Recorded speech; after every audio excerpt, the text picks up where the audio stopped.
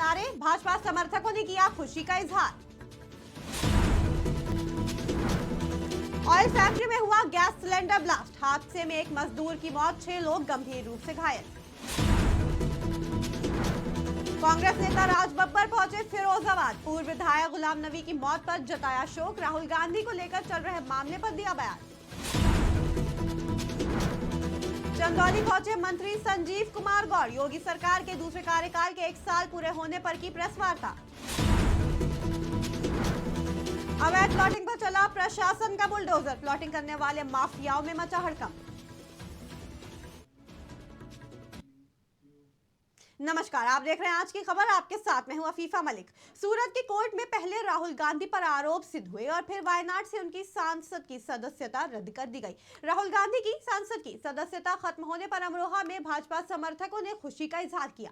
उनका मानना है कि कांग्रेस के पूर्व अध्यक्ष राहुल गांधी ने जो अपशब्द कहे थे उसकी उन्हें सजा मिली है। भाजपा कार्यकर्ताओं ने राहुल गांधी हाय हाय के नारे भी लगाए।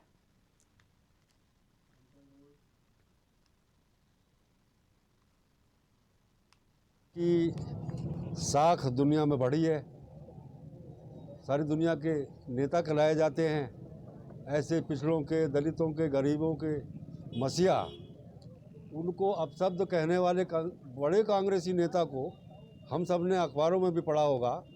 एक अदालत में एक मुकदमा विचाराधीन था, उन्होंने उनको अपशब्द कहा था और उस मुकदमे में उनको 2 साल की सज़ा हुई है। कानून की जीत हुई है। कानपुर देहात के रनिया इलाके में ऑयल फैक्ट्री में गैस सिलेंडर ब्लास्ट हो गया। हादसे में एक मजदूर की मौत हो गई जबकि 6 लोग गंभीर रूप से घायल हुए। बताया जा रहा है कि फैक्ट्री में बने एक कमरे में मजदूर खाना बना रहे थे। उसी दौरान अचानक ब्लास्ट हुआ। ब्लास्ट इतना तेज था कि कमरे की दीवार गिर गई, कई जगह छेद हो गया, छत चटक गई।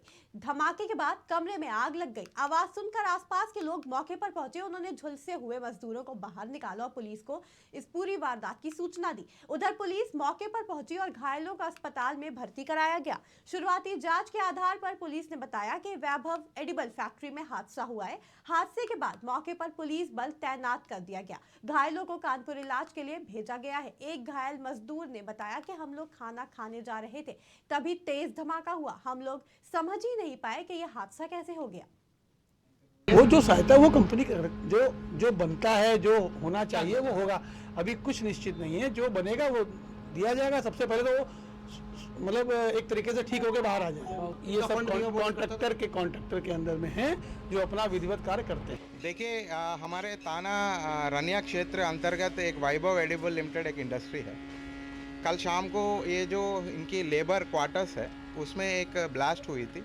फिलहाल हमारे सारे टीम आ गई, सक्षम डीएम महोदया, मैं और अन्य सक्षम अधिकारी यहाँ पर मौका मुआयना भी किए हैं।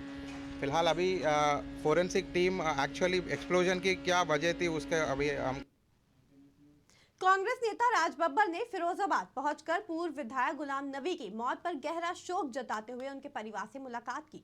इस दौरान पत्रकारों से बात करते हुए राज बब्बर ने कई अहम मुद्दों के जवाब दिए।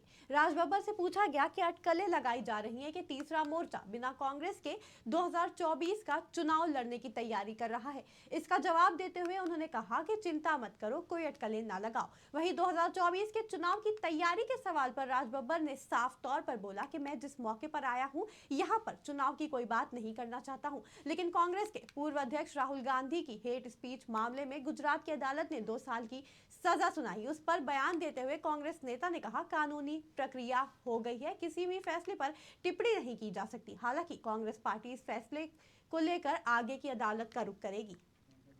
लगने के लिए क्या कानूनी प्रक्रिया हो गई है, उस पर कानून के किसी भी फैसले पर टिप्पणी नहीं की जा सकती।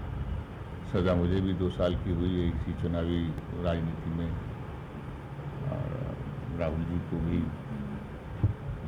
ठीक है, अपील का मौका मिलता है। अपील का मौका उन्हें मिला है, हमें भी मिला। हमने उस पर कोर्ट की जो एक फैसिलिटीज़ थी उसके हिसाब से हम उत्तर प्रदेश में योगी सरकार के दूसरे कार्यकाल का 1 साल पूरा हो गया है। इस मौके पर भाजपा नेता और कार्यकर्ता उत्साह से भरपूर सरकार के द्वारा किए गए कामों पर खुशी जाहिर कर रहे हैं। सीएम योगी आदित्यनाथ ने लोक भवन में प्रेस कॉन्फ्रेंस करते हुए अपनी सरकार की उपलब्धियों की जानकारी दी। वहीं मंत्री संजीव कुमार गौड़ ने चंदौली पहुंचकर योगी सरकार के दूसरे कार्यकाल का 1 साल पूरा होने पर सरकार की उपलब्धियां गिनाते हुए प्रेस वार्ता की।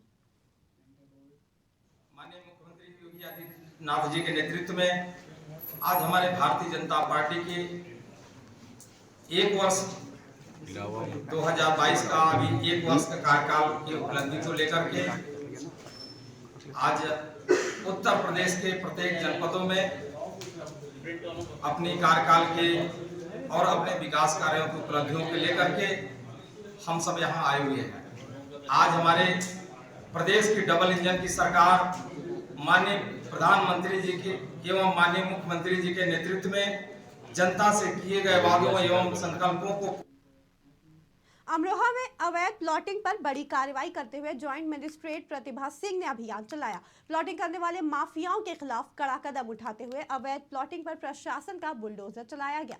बड़ी कार्रवाई के बाद प्लॉटिंग करने वाले माफियाओं में हड़कंप मच गया। प्रशासन ने प्लॉटिंग करने वालों के इरादों को पूरी तरह से ध्वस्त करने का प्रयास किया है।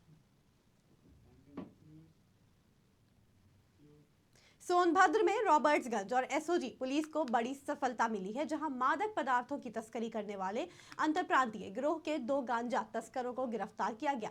दोनों तस्करों के निशानदेही पर 335 किलोग्राम अवैध गांजा और एक पिकअप वाहन बरामद किया गया। इस मामले का खुलासा पुलिस अधीक्षक डॉक्टर यशवीर सिंह ने किया। रॉबर्ट्सगंज पुलिस को लगातार गांजा तस्करी की सूचना मिल रही थी। इस मामले को जल्द खुलासे के लिए अपर पुलिस अधीक्षक और रॉबर्ट्सगंज सीओ के नेतृत्व में पुलिस अधीक्षक डॉक्टर यशवीर सिंह ने टीमों का गठन कर जल्द आरोपियों की गिरफ्तारी के आदेश दिए थे। सूचना के आधार पर पुलिस ने घेराबंदी करते हुए लोधी टोल प्लाजा के पास पिकअप वाहन को पकड़ लिया और उसकी जांच की तो पिकअप से 2 आरोपियों को गिरफ्तार किया गया, जिसके बाद उनकी निशानदेही पर 338 किलोग्राम गांजा बरामद किया गया। इस गांजे की कुल कीमत लगभग 50 लाख रुपए बताई जा रही है। दोनों आरोपियों से आगे भी पूछताछ जारी है ताकि पता चल सके कि इस तस्करी में और कौन-कौन शामिल है।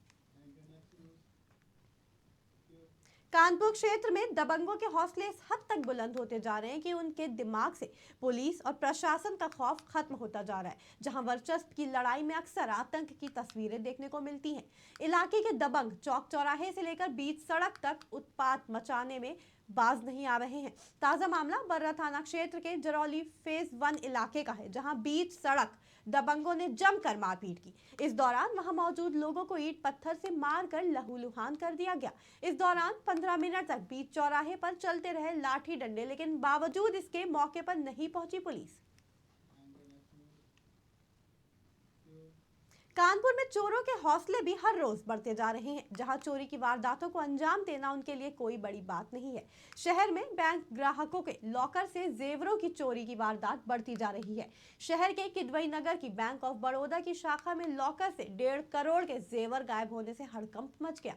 जानकारी के मुताबिक बैंक में रखे जेवर देखने आई महिला को टूटा हुआ मिला बैंक लॉकर। कहा जा रहा है कि प्राइवेट इंजीनियर की मां के लॉकर को काट कर जेवर चोरी किए गए। घबराई महिला ने फौरन लॉकर से जेवर चोरी होने की जानकारी पुलिस को दी। Bank of Baroda bank locker से 1.5 करोड़ की ज्वेलरी गायब होने को लेकर बैंक मैनेजर कमलेश कुमार परेशान होकर हाथ जोड़ते हुए नजर आए। पीड़िता की तहरीर पर एफआईआर दर्ज की गई। वहीं एसीपी नौबस्ता विकास पांडे ने इस पूरे मामले को लेकर कहा कि अन्य लॉकरों की स्थिति का खुलासा जांच के बाद किया जाएगा। मेरा बैंक ऑफ बड़ौदा में लॉकर था। मैं यहाँ पे 40 साल से यहाँ की कस्टमर हूँ। मेरी मम्मी का 626 नंबर अकाउंट बहुत पुराना था यहाँ पे, और यहीं के स्टाफ ने हमें मतलब कहा कि आप यहाँ पे लॉकर ले लीजिए। पहले मेरा बैंक ऑफ इंडिया में लॉकर था, फिर हमने यहाँ पे लॉकर शिफ्ट किया, और आज मैं 12:30 बजे अपनी मम्मी के साथ यहाँ पे आई थी अपना लॉकर चेक करने के लिए, क्योंकि आरबीआई से गाइडलाइन बार बार आ रही है अपना लॉकर चेक करने के लिए। तो जब हम जैसे ही लॉकर खोलने आए, हमने पूरी एंट्री करी। एंट्री करने के बाद बैंक का स्टाफ हमारे साथ अंदर गया। अंदर जाने के बाद जब वो चाबी एक कस्टमर की लगती और एक बैंक के स्टाफ की लगती, तो जब चाबी लगाई तो वो पूरी चाबी घूमती चली जा रही थी। तो जब वो उसके बाद क्या हुआ कि जब वो मतलब मैंने उसमें देखा कि वो पूरा, मैंने बैंक मैनेजर से कहा जो हमारे साथ स्टाफ के अंदर आई थी कि आप देखो ये खुला लग रहा है। तो जब हमने उसको खोला तो वो डोर ओपन था और अंदर का पूरा जेवर गायब था। एक श्रद्धा शुक्ला नाम की महिला है जिन्होंने ये शिकायत किया कि बैंक ऑफ बड़ौदा में मेरा लॉकर है और उसमें पैसे गायब हैं। पुलिस मौके पर पहुंची और प्रथम दृष्टया लॉकर से छेड़छाड़ होना पाया जा रहा है और जो श्रद्धा जी हैं उनसे कहा गया है कि आप तहरीर दीजिए, उस पर अभियोग पंजीकृत करके आगे जो भी विवेचनात्मक कार्रवाई है, विधिक कार्रवाई। उत्तर प्रदेश की खबरों में फिलहाल इतना ही। जुड़े रहें आज की खबर के साथ ताज़ा तरीन खबरों के लिए।